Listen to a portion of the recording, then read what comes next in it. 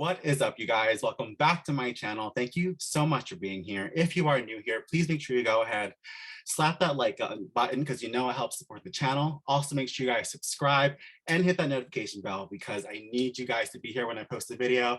I only post when I feel cute, both on my main variety channel and here on my content coaching channel. So if you want to be here when I post a video, gotta hit that notification bell. I am so excited for today because when I first started my YouTube journey and I was looking up gay YouTubers, I came across this gentleman. So this feels like a full circle moment to be here talking with him. I'm so excited to dive into his brand, his career, and just get to know him. So welcome, Brandon. How are you? Hello, thank you for having me. I'm so excited to be here. I love it. When I first came across you, I came across your YouTube channel, which immediately, all your videos are very much like, this is like you're talking to a friend. So I sat there and just binged your videos. Oh, wow. How long ago was that? Oh my gosh, this is when I first started because I wanted to see if anyone else, because I started with a lot of different story times and kind of similar to your content.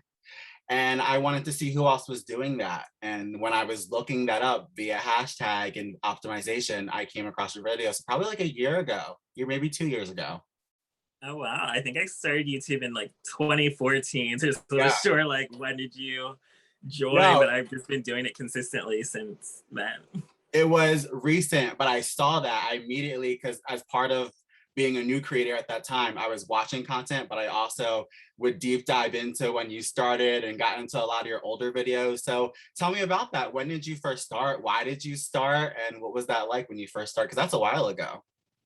Yeah, it was a long time ago. It just feels like so many people told me like years even before I started a YouTube channel, like you should have a YouTube channel, you should make a YouTube channel, but I just never really knew like what would I talk about or what am I gonna say on YouTube or like what am I passionate about that I wanna create a channel because it is like a big deal to like I feel like you need to be focused with at least like what you want to discuss and what you want your brand to be or what type of people you want to attract. And I just figured like I like talking about dating and relationships and hooking up. And I just figured like that it would be a great topic. And I always loved helping people and like giving them advice and like learning what's going on in their lives. Cause I always felt like no matter what your age, race, background, gender, etc., like we all date, we all hook up, we all look for love. And I feel like that's such like a universal struggle and journey we all go through. So I just figured that would be such like a great relatable topic to cover in my channel. So I just figured like let me discuss dating and relationships while also giving people advice. And it just created my YouTube channel, Sexpertise. Yes, I love that. I think that it's perfect how you thought about what you know about and what's going on in your mind, and that's how you decided to do videos. And you can kind of tell by that because when I was going through, even today when I was going through the videos, as a gay guy, like going through your video topics, it's hard to not skip one. Like your content is easily bingeable for that person who's involved in the community because you're hitting all the topics like, you know, threesomes, ex-boyfriends, craziness, prep, like you get into it all. So for me, I'm like, oh, I need to watch all of these. Like these all apply to me. Yeah, it's good to create things that I love that are relatable because you want to make something that people are going to watch. You also want things to also be like attention grabbing as well. But sometimes you do just want like an easily relatable topic that isn't so like out there. But then sometimes you do want to like see out there things just because it's like you never would like, oh wow, what is this person going through that this is their situation? Like I want to learn more. So it's just good to have a great variety of topics to cover. And it's never ending. And it's something we're always dealing with boys. We're always falling in and out of love. So I think that's something that should be accounted for and you should be proud of because with YouTube channels, people are constantly searching for a niche or searching for a way into the community, but you have found a door in on a subject that we will always be dealing with. So I think that's great. Exactly. Like I even have a whole like list of upcoming topics just saved for future videos. And there's probably like 70 different topics there just for future episodes for my YouTube channel. I love it. I honestly, I want to come over there because I keep things so careful on my variety channel because that channel is monetized. And then here I'm trying to get to monetization. So on both, I keep things, you know, I'm always myself, but as far as like the sex talk, I don't really get into that too much. And I feel like I have like that'd be like a good place to do that on your channel. So Yeah, I'm very open to all topics and whatnot. I just figured like I guess I don't really care that much about monetization because I kind of feel like it's not gonna happen, or like I've already been told it's not gonna I was happen. gonna say, all right, so the channel's not monetized yet, because I know you're not at the, I don't know how your watch time is, but I know you're not at the 1,000 subscribers yet. So you No. don't think it's gonna happen? So is that why you're not too, you don't really care about the speech or anything because you don't plan on monetizing the videos?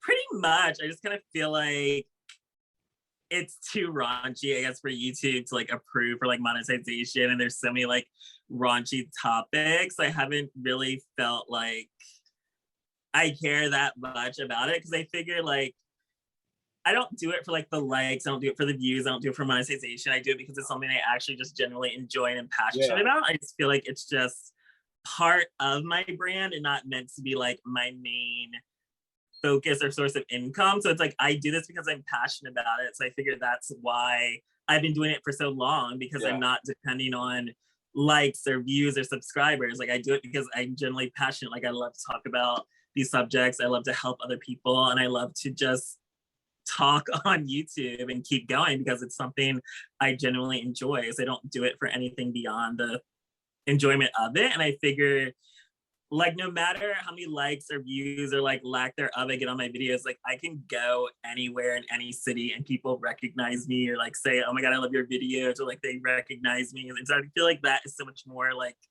rewarding than feeling like I'm a slave to like creating content because it has to like reach a certain viewership or reach a certain subscriber goal. It's like I know like I'm reaching people, even if it like sometimes it may not feel like it because you just see like the number and it's like, why is it so low? Or it's like, it's nobody watching. But then it's like I just go out there, like go online, or have people like message me and just be like, I love your content, I love your videos, I recognize you from this. I feel like that just makes it all so much worth it. Yeah.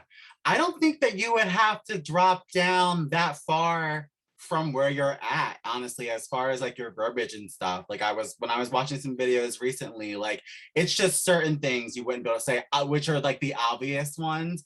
But there are a lot of people who tell story times and personalized relationship stories on YouTube, and they actually like use like emojis as the word instead of like in the title. And there are like creative ways to kind of like supplement the word if you're ever interested. I do totally understand just creating to create. But I also understand like always trying to somewhat turn your passion into like a monetization. So if you ever do get to that, I feel like you could, only because story times are very well monetized and they're long and you're able to get like good ads in there and stuff like that. Well, I'll definitely have to take one of your coaching classes to learn more, since I've been focusing on monetizing other ways, like turning my blog into a book. Yes, and that came out when? My book, Virgin Porn Star Volume 1, came out last month. It was published March 2nd, available on Amazon. And I created my blog, Virgin Porn Star, in 2010. So I've been writing about my dating life, my relationships, and hooking up ever since then. I was a sophomore in college. And then I just figured I created a blog because those are always my favorite types of blogs to read about people's dating lives. So I figured, why not create one that actually is what I'm passionate about, what I enjoy reading? And I figured it's always good to write what you know and what you actually enjoy and what you want to see. So that's what I created. And now I turned it into my very first book. That is iconic. I love that. And that is an amazing stream of income for a content creator and something that is getting a little more like not so many people do these days. So I love that. I love that you did that.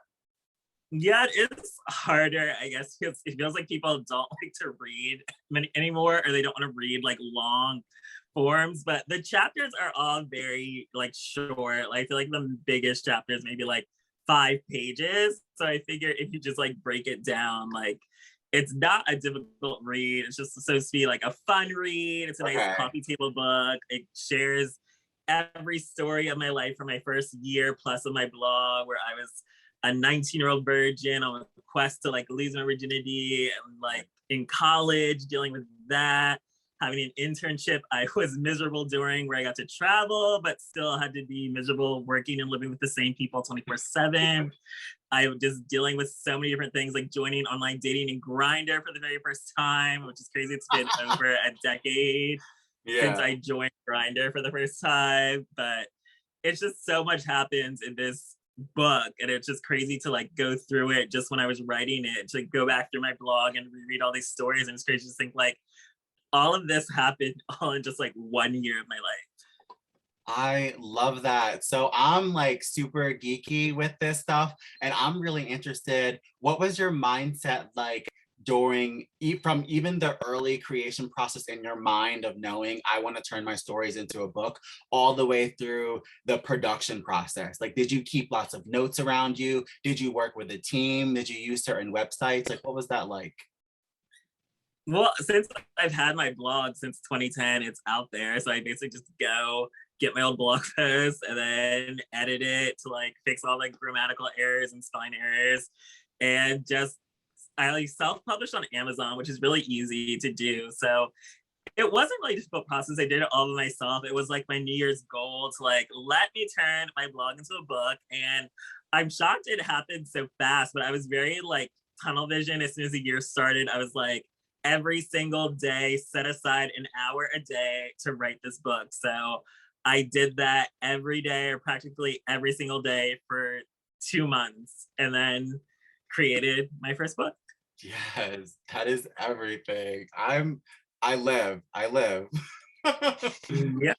it's actually not, well, I feel like it was easier because I already have the content there. I just had to like edit it and fix it, but it's not like, it would definitely be way harder to like think about writing a book from scratch and like, Yeah. what am I gonna say? What am I gonna do? Like, I'm terrified of writing like a novel or with characters I make up and having to do like dialogue and scenery. But I am a screenwriter as well, so like I can do that. But I just figure for like my first book, I want to write about my life, and I feel like it gives my blog new life. I feel like people aren't going to go back and scroll back like 11 years. I mean, someone might, but I feel like most people are not going to go and scroll back to the very beginning to like 11 years ago. So I figured, let me give my blog new life. And it was just amazing, like going back and reading things, because certain things like 10 years ago are like still very relevant now. Like I was talking about like open relationships and polyamory back then. And I figure like right now that's like all the rage now in the queer community. And I figured like, oh wow, I didn't realize people were still like talking about that like 10 years ago, because it seems like it just became very popular and prominent. But 10 years ago, it still was out there. Yeah, I mean, well, the fads come in and out, but like I said, you've chosen content that at some point someone's either dealt with that or been in that or been involved in that, you know what I mean? So it's gonna resonate with somebody along the lines.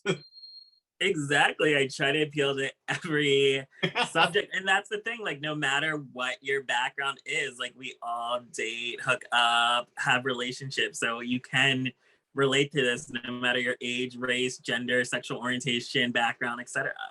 I love it. So because you chose such personalized material for both your book and your YouTube channel, what's that like with like your close relationships with perhaps the gentleman who helped create these memories or stories for the book? Has there been any like awkward conversations or letting them know that, hey, you're part of my little empire that I'm building here? Like, how do you feel about that?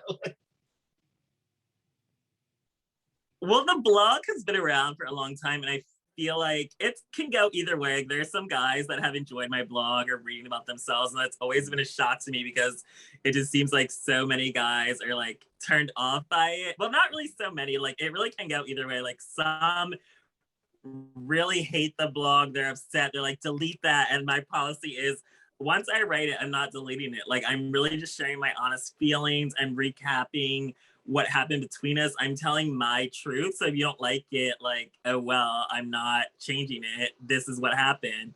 So that's always been my policy since the beginning. Like, I give people nicknames. So I figure like, you can't like sue me or anything because nobody else would know it's you except Right. for you, or maybe people like close to us, but worldwide, no one would know this is you, so you don't have a case.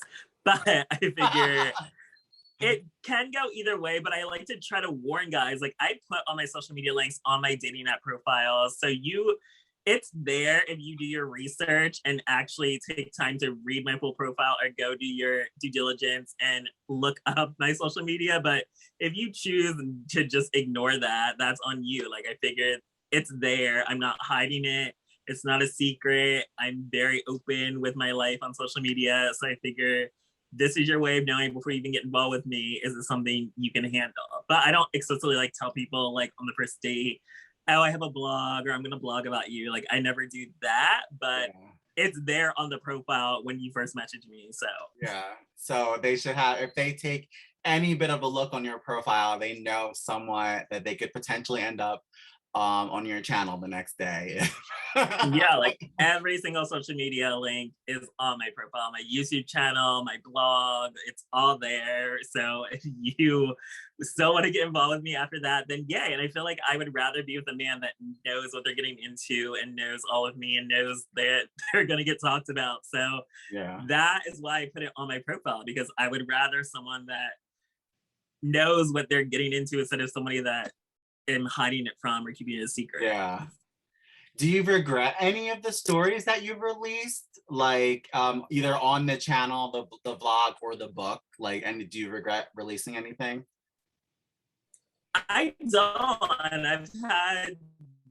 I've lost jobs from my blog. I've lost relationships. I've had friendships damaged from my blog. But my ultimate thing is I'm just sharing my honest and true feelings about these things. So it's like, I don't like this job. And I'm saying I don't like this job. So I'm clearly just like, if it doesn't work out anymore, okay, I don't care. And then if our friendship, like clearly there's issues in our friendship. So I'm just sharing my honest perspective on what's going wrong in like my life and whatnot. So everything that doesn't work out or ends because they read my blog, it's just, I feel like what's supposed to happen. Like I'm sharing my truth. And if you don't like my truth, then you're not meant to be in my life.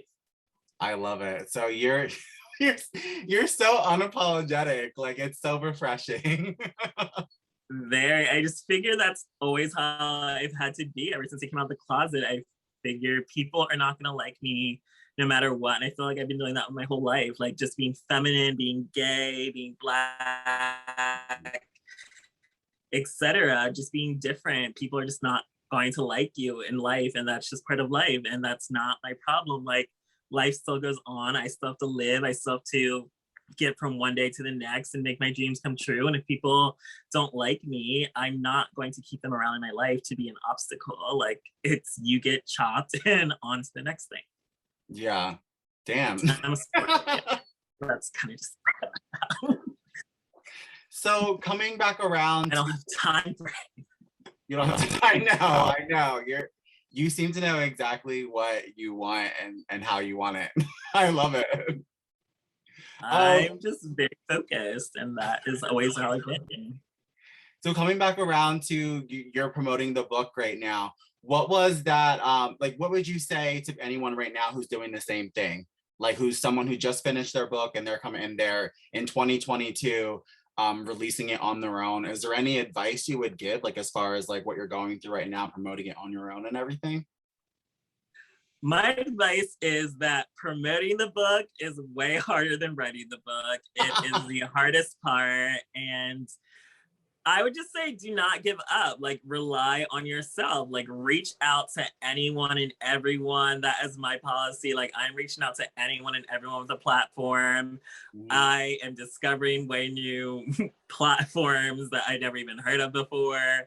But it is a learning experience. Like, you do learn so much just in the hunt to like promote your project. And it's actually really fun because you get to interact with people like I never would have met or talked to before. And it's just like, it can be discouraging, like when you get a rejection, but then it's just like, okay, like on to the next one. That's always my policy for everything, like a relationship, friendship, rejection, like, Yeah. okay, that didn't work out. Next door, like that door's closed, next one. So my advice is just to never give up. Like you worked hard on this project, so do whatever it takes to promote it on anywhere and everything and reach out to everyone that has any platform. Like, I don't care if they're have like 5 views per video, like maybe one of those 5 viewers are gonna buy my book. If that's all that matters. If I get one sale from wherever I promote, then I did something right. Like, it's just about getting yourself out there and for people to know you exist and know that your work exists and to know that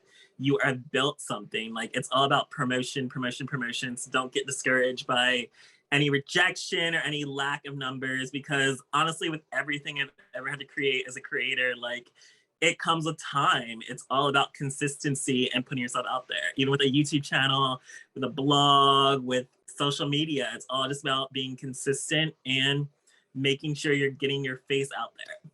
Yes. Oh my gosh. Beautifully said.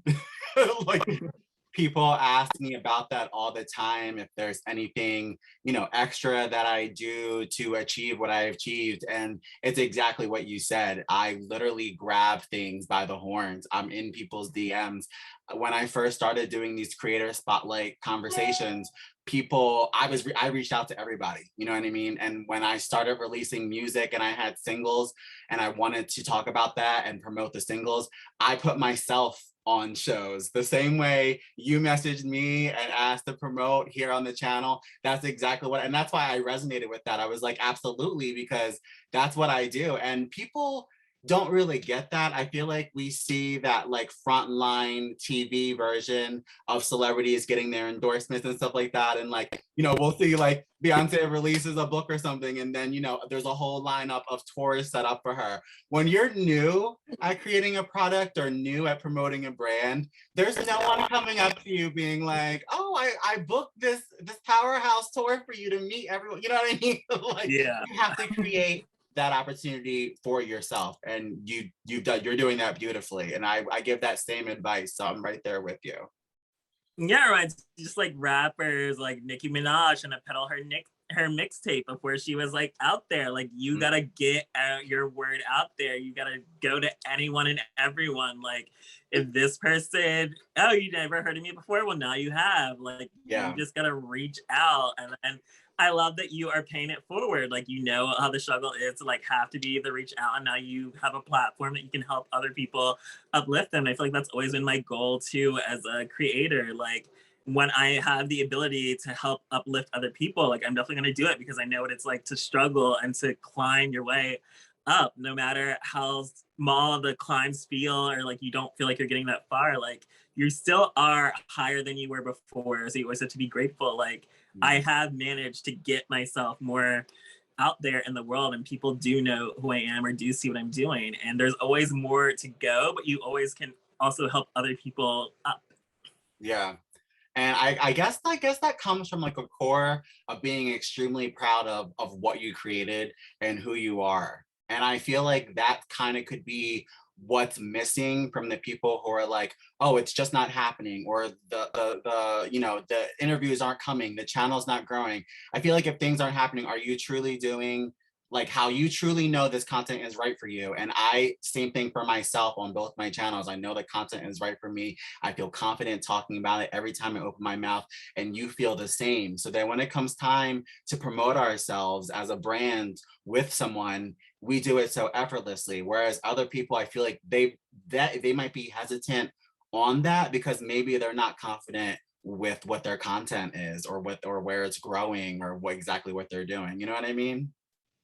Yeah, I notice this a lot, especially being an actor. It's like people want to be famous, but they don't want to do the work to actually be famous. Like, being an actor isn't just show up on camera and then you get paid millions of dollars and then you just get to look beautiful and people doing your hair and makeup. It's like, you got to be up at like 6 a.m. or on set at 6 a.m., be there for like 18 hours I had to do before on set. Like, you have to just go in there and be willing to do the work, and have to get up and do it every single day. And I feel like people are just very lazy. Like, they want the fame, but they don't want to actually have to work for it. Like, even being an actor, it's not just looking beautiful and saying your lines. It's like, you have to do the same thing all day, get it from every angle. You have to know the right step, the right movement. You deal with like hundreds of people on set all day. Like, you have to be there for the long hours. I feel like that's what people people really can't handle, even just being like an extra. You just really see like who is really passionate about acting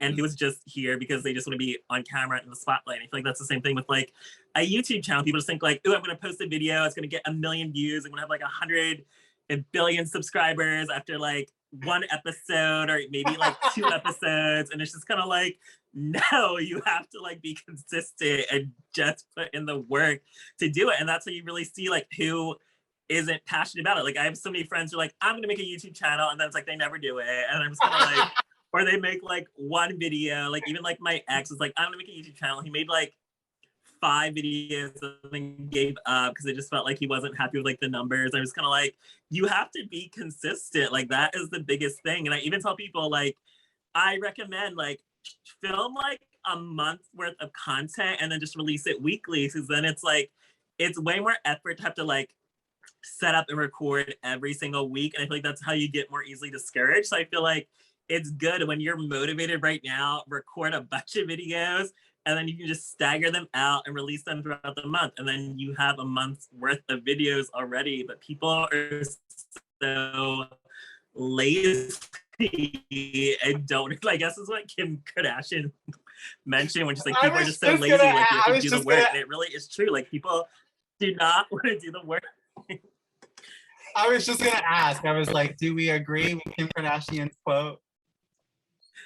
At first, I was like, just rolled my eyes at it, but it really is true. Like people probably do not think she has to work that hard. And it's like, it really is an all day, everyday process. Like there is no day off as a creator. Like even just having like a regular job, it's still like I'm running like 5 TikTok videos a week, running my blog, like 5 posts a week, doing a YouTube channel video every single week, updating my other blog every time I have a new dating or hookup encounter, promoting this book all day, every day, reaching out for interviews and whatnot. And then having to do like Twitter promotions, Facebook promotions, Instagram promotions, and constantly updating social media. Like people really like, I feel like even I don't even sit down just to think about, wow, like I really do so much because it's just like, I'm just in go mode, like just do it. Like this is the routine, you know, just do it. But I feel like regular people would not be able to handle this. And I feel like they don't really realize like,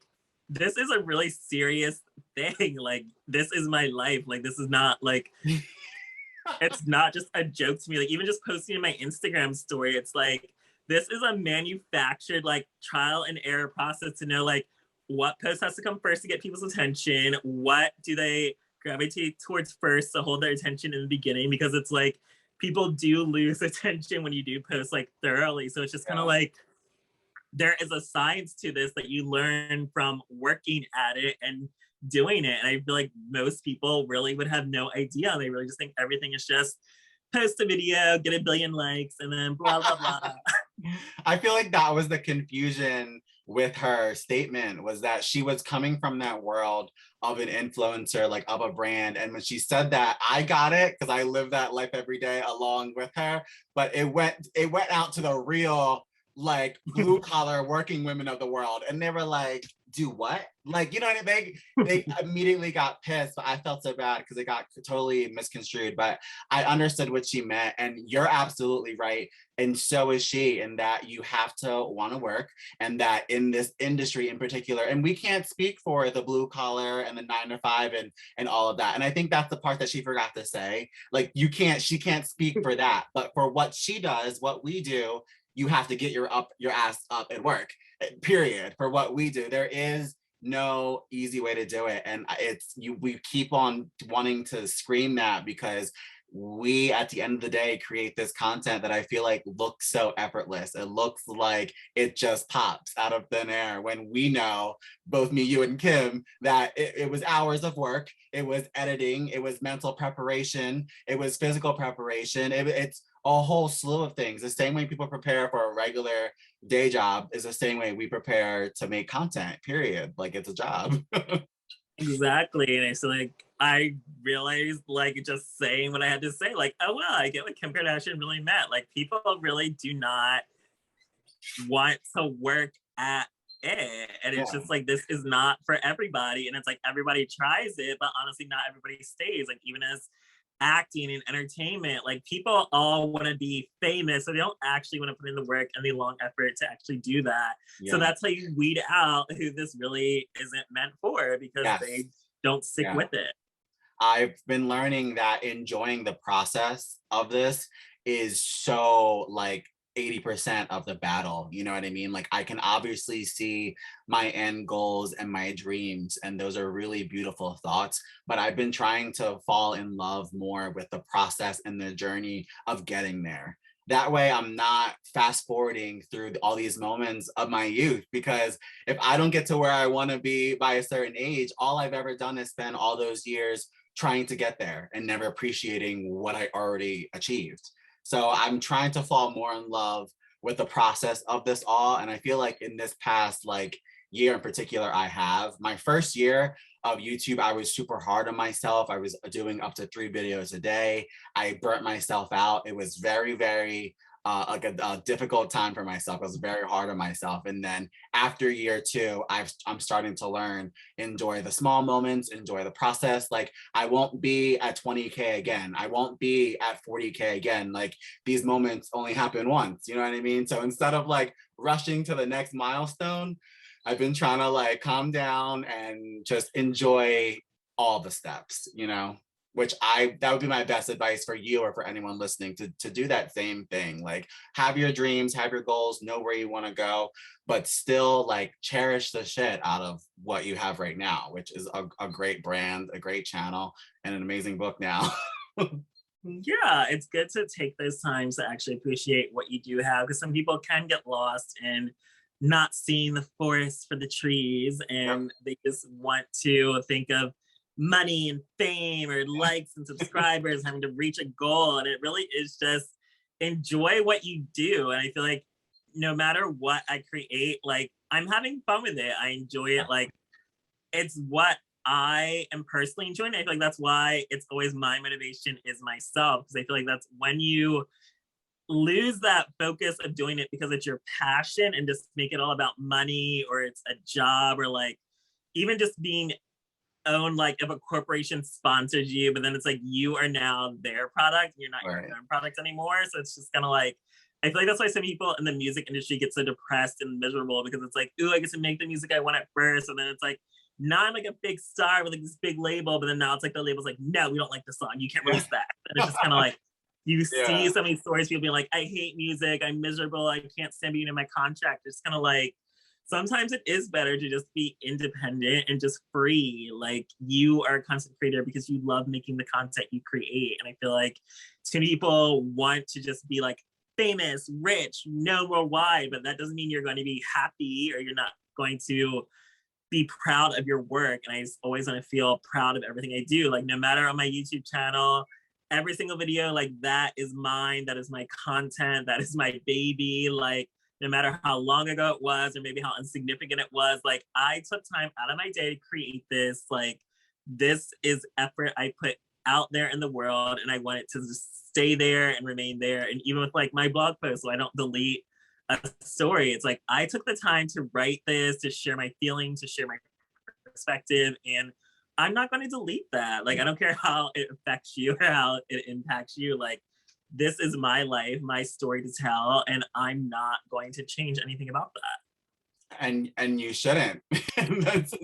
Do you get comments sometimes or messages from people that are they're trying to get you to delete certain things you said? Or I mean, they give up when they realize like, okay, I'm not changing anything. But I've only had one YouTube video that was like a big problem, but like with my blog, it's happened like several times where like guys don't like what I had to say about them, but it's usually things like they didn't like that I said they have like a small penis, or like they don't like that I said they have anger issues, even though like you do have anger issues. And then it's like, to me, it's like, this is the truth. This is a fact about yourself. And I feel like a lot of time people don't want to accept their truth. And they also, the biggest thing is people don't want to take accountability for how they negatively impacted someone else, or that somebody else views them negatively. It's like they are so offended by what I said, but they don't seem to care about how I'm clearly stating how they made me feel. So it's like they just don't like being shown in negative light, but it's like you don't care whatsoever about how your actions impacted me. And that is why I'm even talking about the situation. Do you find, because so on my variety channel, I run vlogs in between my usual content where I'll sometimes share, you know, breakup moments, sometimes deaths. Honestly, any type of huge change in my life, I've shared vlog moments. Do you like, do you regret any of those? Or is there anything that you said like on there that was like too much that you wanted to like, you wish you didn't say? Or honestly, no, I have no regrets about anything I've created. Like that is, once I pressed publish, like I kind of feel like I am done with it in a way. Like I posted it, it's out there. It is kind of like on to the next one. Like that is over, that's out there. However you feel about it is however you feel about it as the viewer, as the reader, etc. That's always been my philosophy. I just kind of feel like as a creator, when I release it, it's no longer like a part of me. Like I have freed it from myself, and now it's free for however people interpret it, and that is up to them. And they can think or say whatever they want about it, and I just can't like, I don't take it personally because I just feel like whenever somebody like says something like negative, it's kind of like, okay, that's just how you feel about it. Like some people are gonna like it, some people aren't gonna like it, and I just feel like that's just reality with everything. Like it is no longer up to me to craft it because I already finished. I clicked publish, so it's done. I've never taken it to heart in the comments, because at that point, if I'm doing a vlog and it's either sad, happy, or angry, that I don't know if you feel the same, and I would love to know creator to creator, but that to me at that point is therapeutic for me to turn on that camera and get out my story and really vent a good 30 minutes about what just happened, whether it be happy, sad, romantic, funny, whatever it is. It becomes so therapeutic, and I've gotten to the point where after I'm done, it feels so good that the comments won't even matter. If people are saying I said too much or did too much or shouldn't, you know what I mean? I'm not even looking at that, because at that point I'm like, I feel great. Like I just got a huge story off my chest. I'm not even concerned with what anyone thinks about it, because that was therapy to me. Do you feel that sometimes when you like let a good story out on your channel? I absolutely feel that. Like that is why I started writing in the first place. Like just having so much anxiety or negative emotions, like I started a diary, and that honestly is what always helped me the most with releasing negative emotions. And then the diary has evolved into a blog, another blog has evolved into a book, and I also have my YouTube channel, just sharing my own dating and relationships experiences on my channel. Like I am sharing my life. I am releasing this negative emotions by just sharing what happened, and that is how I release it. And I feel like that also is why I don't delete content as well, because it's like I had a YouTube video with discussing a negative interaction I had with like my ex's family, and then they all were very up in arms and upset about it. But I feel like when this situation first happened, like I made the video like a month after the situation happened, so like they were over it because they, I guess in the beginning, they handled it their way, but I feel like I never really got to express my own feelings about it. So I took my time on my channel to discuss my feelings about it, because I felt like none of them, or even like my ex-boyfriend, were someone I could really like talk to or share like my open and honest feelings. So I like just being able to talk in front of the camera uninterrupted without having to deal with anyone else's perspective, just say how I feel about it. And then it's like they were also up in arms and like upset about what I said, but I feel like again, it's people are more upset that you're talking about them and not actually listening to what you're saying. So it's just like they don't so really public, care. but it's still private. Like just because you're on camera and you publish it, that's still your moment to talk about your feelings. Like exactly, like I'm talking about myself, my life, what I experienced, what I went through, and how it impacted me. And yes, it involves other people, but also those other people did contribute negatively to the situation. So again, I'm just sharing my perspective, and that is what people really don't seem to be able to handle sometimes, is listening and accepting another person's perspective, because people want to be so like in their own head that they were right or that they're all that matters. But in reality, it's like my perspective, your perspective, they may not align, but we both have valid perceptions. Right. I love it. Your story is as juicy as I thought it was gonna be. Before I let you go, do you have any creator to creator questions? And by the way, if you have them along in the future, always feel free to DM me. I'm always up for chatting or bouncing ideas off of one another. I'm always here. But while we're on camera, for people who are going to view this and possibly trying to write a book or trying to start a channel, whatever it may be, do you have any questions for me that maybe I could answer that people would would find helpful? I guess my biggest question would be, what is your advice as the #1 thing to get numbers up and out there? Your YouTube. Across all social media or YouTube? YouTube. YouTube. So the greatest thing obviously always has to be that core passion, which you've already established, and we've already talked about the fact that what you've chosen to talk about on YouTube is straight from your mind, personal stories. It doesn't get any more real and passionate than that. So then after you establish that and you know for sure what you want to talk about and who your audience is, the biggest thing is that underlying video optimization. So a lot of people forget to get into their YouTube studio and check out their analytics and look at the CTR rate and look at all it. And it's so crazy because there's so many mathematical crazy terms in there. But I took the time over the past 2 years to study all of them and really teach myself about hashtags, titles, and description, and the YouTube algorithm, which the YouTube algorithm is a whole system where if your title and your tags and your description don't match, it won't really necessarily realize what you're trying to talk about, and it literally won't push out your video. So the algorithm has all these types of rules and they're updated monthly. So that is something that #1 advice would be to get into the reality of studying optimization and the underlying factors of your channel, because for what I see on your channel, you're so consistent and the content is there and the passion is there. And I can tell you one thing, it's usually flipped. And I'm sure you know that. We talked about that earlier. So many people have X, Y, and Z, but are not consistent. And that comes from not wanting to produce the content that they've already chosen in their niche. Maybe they started a channel on, how to sew something, but a day came up and they didn't feel like teaching how to sew. You have to literally want to teach how to sew every day. If your ass has a sewing channel, you have to want to do that every day, which you do, and you do. So for you in particular, I would say just getting into that optimization and making sure that you're doing everything you can do to make sure that your work is pushed out.